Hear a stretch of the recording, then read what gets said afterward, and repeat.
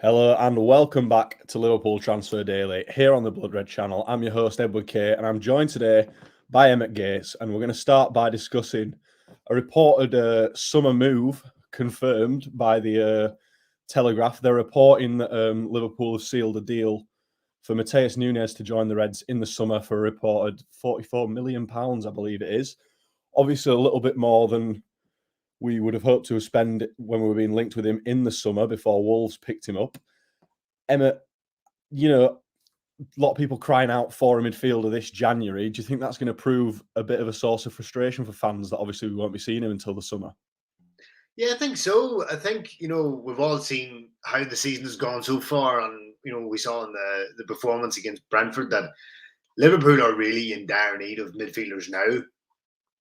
And, of course, there's a caveat with that, in that if Liverpool, say Jurgen Klopps did want a midfielder now and asked the club to go find them one, or they, identified several midfielders, because everybody kind of knows or they're aware of Liverpool's difficulties in midfield, the prices are going to be, jacked up massively. And in January, that tends to be the case anyway.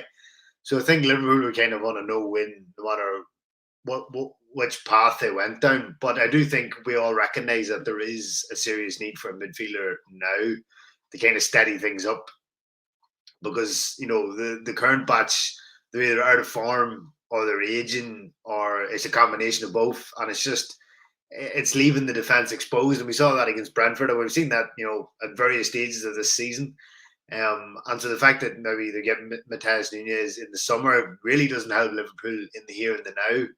And if they don't qualify for Champions League football, that's going to have serious impact on next season's finances. So I think it is maybe worth the gamble paying a wee bit extra to get someone in now. But it doesn't seem at the moment. I know it's only the 5th of January and it's very early doors, but it doesn't seem like they're maybe going down that avenue, and they're still kind of signing someone now for the summer, which makes no sense to me. Yeah, as we say, supposedly joining this coming summer. A lot of people pointing out that he could have been a Red last summer. Obviously, we've held a long-standing interest in the player before Wolves came in and scooped him up. Do you think, as I say, a point of frustration that he's joining this summer? Do you think it's going to be even more frustrating for fans that we could have got him a bit cheaper last summer? Yeah, and I think, a lot of what fans are, talking about now and discussing, like, this was the midfield was an issue last summer, and I think Jurgen Klopp maybe tried to paper over the cracks and kind of hang on with the same midfield for one more season. And obviously, a lot of money went in Darwin Nunez last summer, and obviously the feeling was like we could maybe hold on one more season with what we have and then invest massively next summer. But I think this season has been one season too far for that current midfield, and even the players like Naby Keita, who aren't regulars, but they're in the squad of midfield. I just think, maybe Klopp or the club or both of them have got this one wrong, in that they tried to hold on to what they have for one more season, and they probably could have got Nunez at maybe 20, 25, and now they're probably paying in and around double the price. Like what, 5-6 months on. So yeah, I think this was a miscalculation from the club.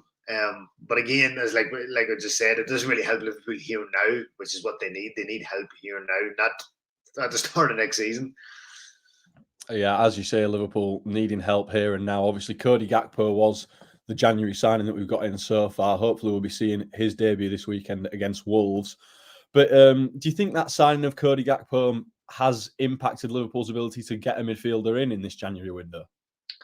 I think so. To be honest, amid all the excitement of Liverpool signing a new player, I kind of felt he doesn't play in midfield. He plays on the left, or he can play through the centre of attack.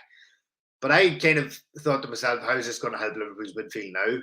Because it was clear that even before Brentford, it was very evident that they needed help in midfield now. Someone just, it doesn't have to be £100 million signing, but just someone to come in, a box-to-box runner, add a bit of physicality, a bit of muscle. They needed someone in now, and splashing, 35 to 45 million on Cody Gakpo it's not going to help. It's diminish Liverpool's transfer budget for January, and I think they do need a midfielder now. They don't need one in 6 months, but they do need one. They need a couple in 6 months, but they need one now.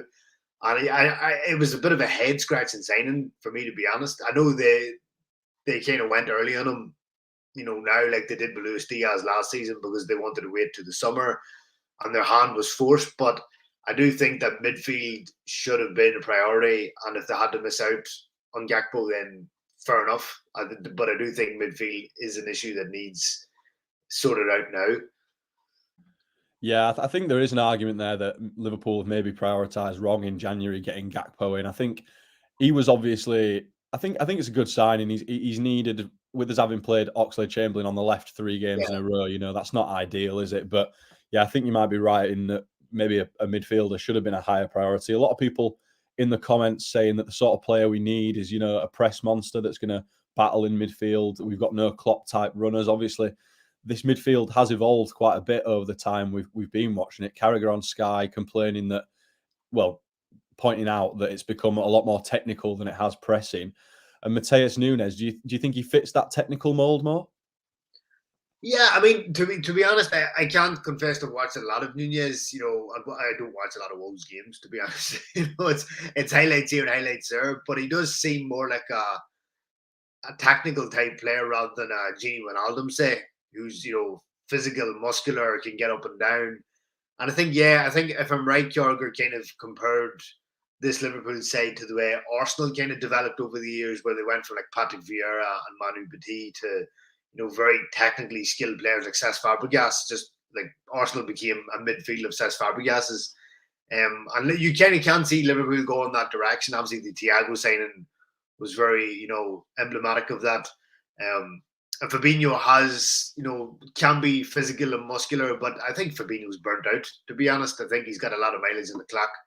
And if Fabinho's not in the side, there is no one else that can do his role or interpret it in the same way. So I do feel like Liverpool have got more technical and less robust, less of the pressing machine that they were in the first 2 or 3, 4 seasons under Klopp. And I do think that signing Matheus is not really going against the grain of how things have went over the last couple of years. And they kind of do need a physical, almost Gini Wijnaldum type replacement rather than, say, another Thiago or another Jordan Henderson, who are very technically able footballers.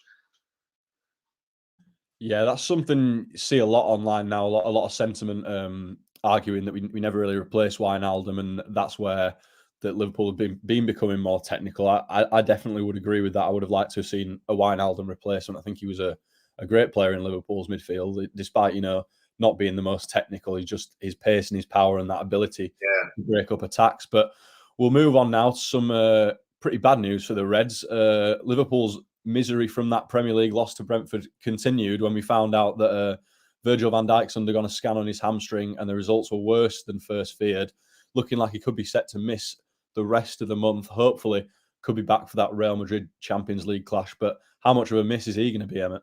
Yeah, he's going to be massive. I mean, when you think, even with Van Dijk in the back line is still looks shaky and vulnerable. But without him, I think it's going to be a lot worse. I know we've seen Joe Gomez come in. Maybe there might be a chance for him, but from the games that Gomez has come in this season, he hasn't really impressed that much at centre back. But you would imagine it would be Joe Matip and Ibrahima Konate kind of in the centre of defence. And Konate had a good World Cup for France, but he looked a bit shaky at times against Brentford. I mean, yeah, that's a one-off game, and everybody can have a bad game, so you're not going to write him off. So you just hope that Matip and Konate can kind of steady the ship a little bit in Van Dijk's absence. But yeah, it couldn't have come at a worse time, I think, with obviously Liverpool conceding 3 against Brentford, and if it hadn't been for VAR, it could have been a lot worse, especially in that first half. And Brentford put the ball in the back of Liverpool's net 4 times. So yeah, it's not an ideal situation, but hopefully Van Dijk comes back sooner rather than later, and Konate and Matip can kind of form some kind of solid partnership for the next 3 or 4 weeks. But yeah, massive blow, I think.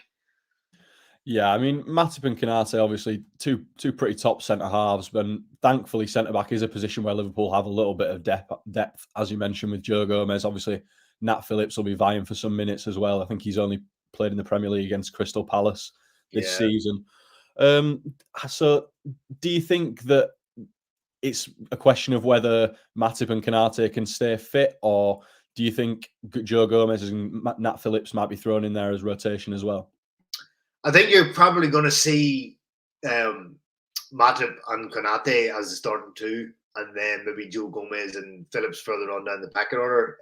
But again, it's where Konate and Matip, they've kind of been in and out through injury this season, both of them. So it kind of depends if they can maintain fitness for, Liverpool have a run of games now in January. Can they stay fit for, throughout them all? So we could see maybe say Matip out, Gomez in, and then maybe, Konate out, and then Phillips in. Maybe, I know there's an FA Cup game on the horizon. You do imagine Gomez and Matt or Phillips would start that. Considering Klopp kind of likes to rotate for FA Cup games early on in the tournament. So, yeah, I do think you'll see all four get game time, but you would like to think that Konate and Matip would be the starting duo until Van Dijk comes back.